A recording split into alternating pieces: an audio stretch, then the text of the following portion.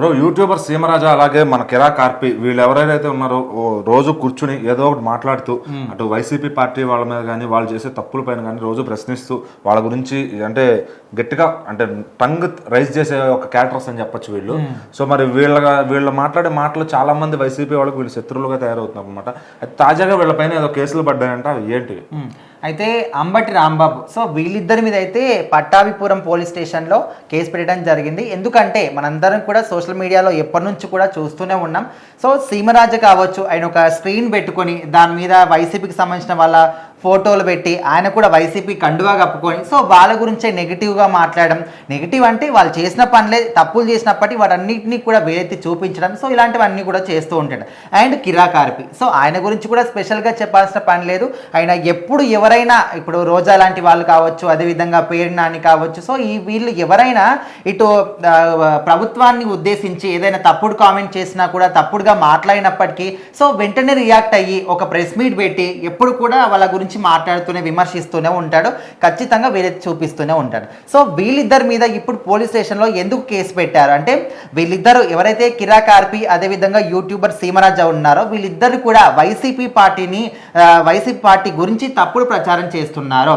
So వాళ్ళు మాట్లాడిన దాంట్లో కొంత మేరకు కరెక్ట్ ఉన్నప్పటికీ కూడా మిగతా అంతా కూడా ఒక 80% అంతా కూడా తప్పుగానే ప్రచారం చేస్తున్నారు. కావాలని ఒక పార్టీని మీరు అనగదొక్కే ప్రయత్నం చేస్తున్నారు అనే విధంగా ఆయన అయితే పోలీస్ స్టేషన్లో కేసు పెట్టాడు. దాంతోపాటు ప్రభుత్వం గురించి కూడా మాట్లాడుతూ ఆయన మండిపడ్డ సందర్భం కూడా ఉంది. ఎట్లా అంటే, నేను పెట్టిన ఈ కేసుని పట్టించుకోకుండా మిగతా ఎవరొచ్చి ఏ విధంగా కేసు పెట్టినా కూడా వాటన్నిటి కూడా రియాక్ట్ అవుతున్నారు, పరిష్కారం చూపిస్తున్నారు, యాక్షన్ తీసుకుంటున్నారు. కానీ నేను ఈ విధంగా వీళ్ళిద్దరి మీద కేసు పెడితే మాత్రం పోలీస్ యంత్రాంగం స్పందించట్లేదు, వీళ్ళ మీద ఏ మాత్రం కూడా యాక్షన్ తీసుకోవట్లేదు. ఎందుకు మీ పార్టీ వాళ్ళకైతే ఒక న్యాయం, వేరే పార్టీ వాళ్ళకైతే ఇంకొక న్యాయమా అనే విధంగా ఇప్పుడు ఆయన అయితే మీడియా ముందు కూడా మాట్లాడడం జరిగింది. సో మరి దీనికి ప్రభుత్వం ఏ విధంగా సమాధానం చెప్తుంది అంటే, ఖచ్చితంగా వీళ్ళిద్దరు మాట్లాడిన దాంట్లో వాళ్ళు అనుకున్నట్టు పార్టీని ఏదో తప్పుతో పట్టించినట్టు, పార్టీని తప్పుగా ప్రచారం చేయడం ఇదంతా కాదు. సో ఖచ్చితంగా వైసీపీ పార్టీలో ఉన్న వాళ్ళు ఏ విధంగా అఘాయిత్యాలు కానీ, అన్యాయాలు కానీ, అక్రమాలు చేశారో రాష్ట్రం అంతా ప్రజలందరూ కూడా తెలుసు, వాళ్ళందరూ కూడా చూస్తూనే ఉన్నారు. కాబట్టి వాళ్ళకి ఏ విధంగా పనిష్మెంట్ ఇవ్వాలో, వాళ్ళని ఏ విధంగా ఏ చైర్లో కూర్చోబెట్టాలో ఆ చైర్లో కూర్చోబెట్టారు. సో మరి ఇప్పటి కూడా అంబటి రాంబాబు లాంటి వాళ్ళు మాట్లాడిన దాంట్లో ఏ మాత్రం కూడా అర్థం లేదని చెప్పుకోవచ్చు.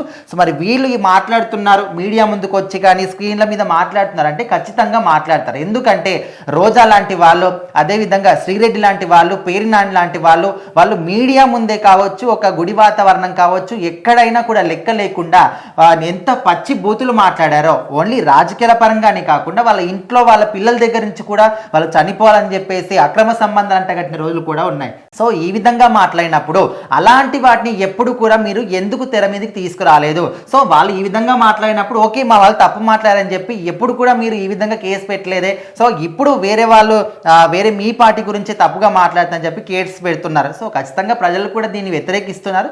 చూద్దాం మరి పోలీస్ యంత్రాంగం కావచ్చు, ప్రభుత్వం ఏ విధంగా రియాక్ట్ అవుతుందని.